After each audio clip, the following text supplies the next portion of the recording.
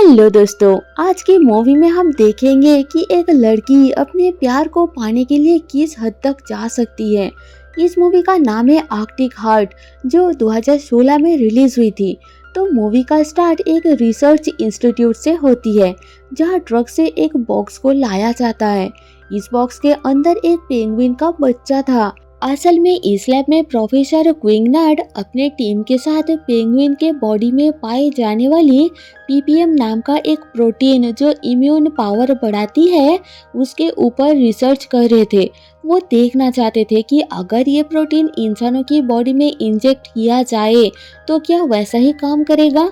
इसलिए उस पेंगुइन को यहाँ लाया गया था और प्रोफेसर ये सब नोबेल प्राइज पाने के लिए कर रहे थे। इनके टीम में एक जूनियर स्टूडेंट जिसका नाम क्रिस्टोफिन है, वो भी इस रिसर्च में उनकी मदद कर रही थी और क्रिस्टोफिन को प्रोफेसर के ऊपर क्रश है। अब यहाँ पर दो साइंटिस्ट जिसका नाम नादिन और फिलिप है, वो पेंगुइन के बॉडी में से सैंपल कलेक्ट करते हैं और उसे बेहोश करके क्रिस्टोफिन के हाथ सेफ हाउस भेजते हैं, जो लैब के पीछे था। और यहाँ पेंगुइन के अकॉर्डिंग ठंडा माहौल भी बना हुआ था। यहाँ और भी पेंगुइन्स थे। क्रिस्टोफिन उस बेबी पेंगुइन को लेकर सेफ हाउस के अंदर जाती है और जैसे ही उसे नीचे रखती है तो वो गिर जाता है, जिसे देख के क्रिस्टोफिन डर जाती है कि कहीं वो मर न गया हो और उसे सीपीआर देती है, जिससे पेंगुइन को होश आ जाता है और क्रिस्टोफिन चैन की सांस लेती है। ये सब हरकतें प्रोफेसर अपने लैब से देख रहा था। फिर क्रिस्टोफिन वहाँ से बाहर निकलती है और ठंड से वो पूरा जम गई थी। ज्यादा ठंड लगने की वजह से उसे हाइपरथर्मिया हो गया था, इसलिए नादिन एक प्लास्टिक से उसे कवर कर देती है ताकि उसे गर्मी मिल सके। प्रोफेसर क्रिस्टोफिन से इम्प्रेस होता है और एक्सपेरिमेंट में मदद के लिए उसे एक बुक पढ़ने को देता है।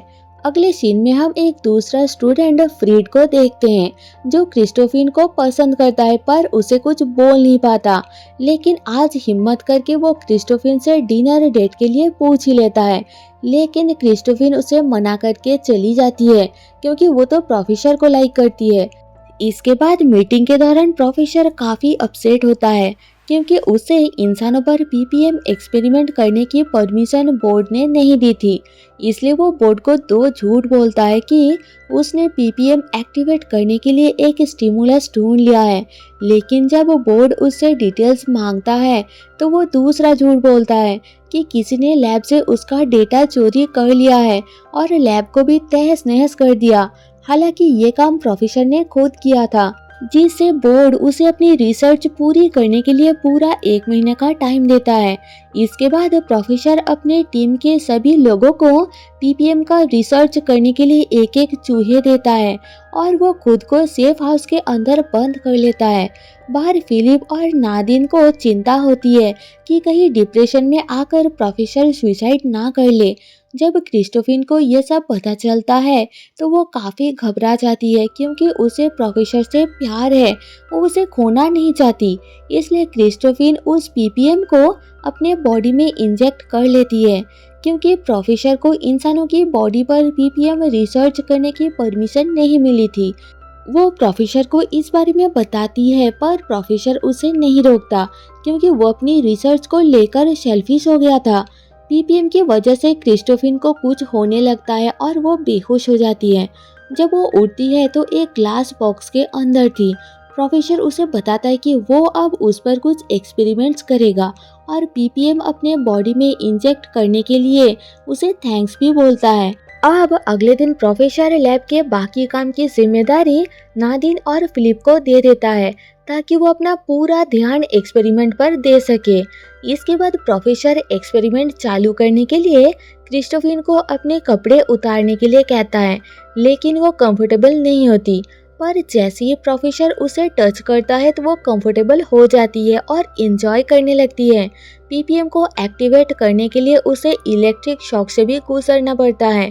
फिर प्रोफेसर उसे 1 हफ्ते का डाइट चार्ट देता है और लैब के बाहर वो जो कुछ भी करती है उसका हर एक डिटेल्स रिकॉर्ड करने को कहता है।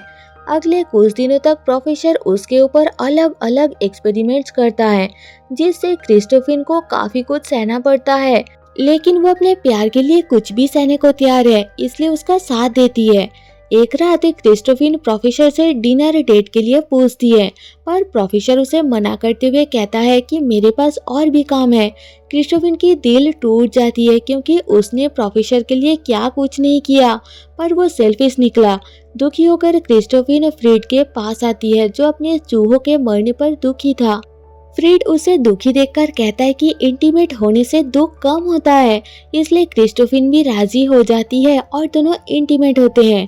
अगले दिन जब प्रोफेसर फिर से एक्सपेरिमेंट चालू करता है तो वो सरप्राइज्ड हो जाता है क्योंकि क्रिस्टोफिन की बॉडी में पीपीएम एक्टिवेट हो चुका था। क्रिस्टोफिन के रिकॉर्ड्स चेक करने पर उसे पता चलता है कि इंटीमेट होने की वजह से जो हार्मोन्स जनरेट हुआ था, ये सब उसी की वजह से हुआ है। इस बात को कंफर्म करने के लिए प्रोफेसर उसके बॉडी में इन्फ्लुएंजा का इंजेक्शन देता है, जिस दौरान उसके बॉडी में से ब्लड नहीं निकलता और उसके अंदर इन्फ्लुएंजा का कोई सिम्टम भी नहीं मिलते। प्रोफेसर काफी खुश था कि फाइनली उसका एक्सपेरिमेंट सफल हो गया। वो अपने सभी टीम मेंबर्स को इसके लिए थैंक्स बोलता है और उन्हें चूहों पर ये एक्सपेरिमेंट करने को कहता है। लेकिन बाद में उसे पता चलता है कि पीपीएम का इफेक्ट क्रिस्टोफिन के बॉडी पर सिर्फ कुछ टाइम के लिए था। वो काफी परेशान हो जाता है, तो क्रिस्टोफिन उसे समझाती है कि शायद पीपीएम के लगातार प्रोडक्शन के लिए बार बार इंटीमेट होने की जरूरत है। इसलिए प्रोफेसर उसे दोबारा फ्रेड के साथ इंटीमेट होने को कहता है, जिस पर क्रिस्टोफिन उसे समझाती है कि फ्रीड भरोसे के लायक नहीं है, वो किसी के भी सामने अपना मुंह खोल सकता है। उन्हें कोई ऐसा चाहिए जिस पर वो ट्रस्ट कर सके और इसके लिए प्रोफेसर खुद को चुनता है।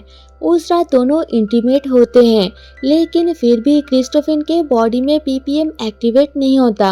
वो बार बार कोशिश करते हैं पर फिर भी नहीं होता। उधर बाकी सब अपनी अपनी रिसर्च में बिजी थे।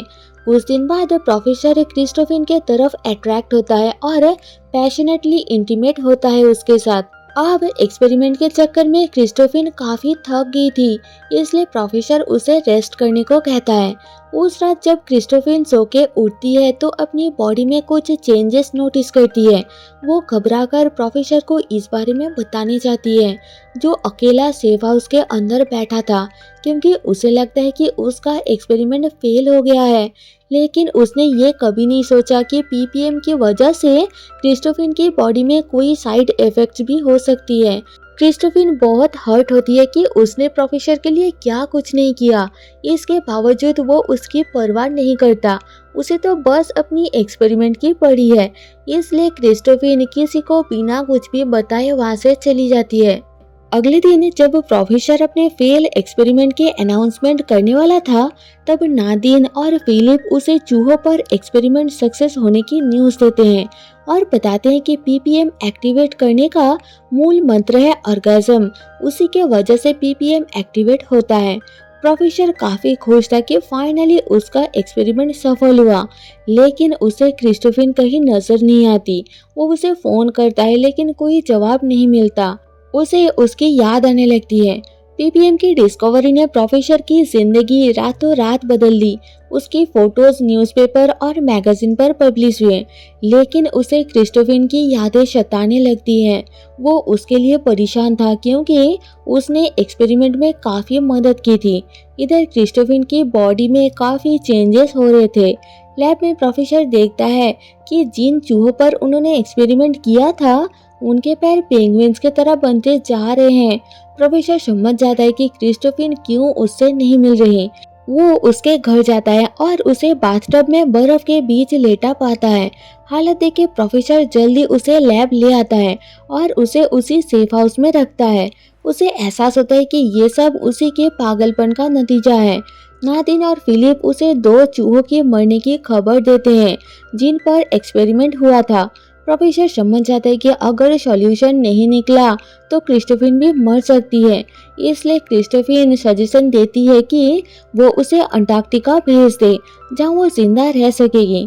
तो प्रोफेसर जल्दी उसे अंटार्कटिका पार्सल कर देता है, लेकिन वो उसकी यादों से नहीं निकल पाता क्योंकि उसे भी क्रिस्टोफिन से प्यार हो गया था। इसलिए प्रोफेसर खुद को भी पीपीएम का इंजेक्शन लगा लेता है और पहुंच जाता है अंटार्कटिका, जहाँ क्रिस्टोफिन है। हम देखते हैं कि क्रिस्टोफिन अब काफी हद तक पेंगुइन की तरह बन चुकी है। दोनों वहाँ साथ रहने लगते हैं और मूवी यही खत्म हो जाती है। Thanks for watching.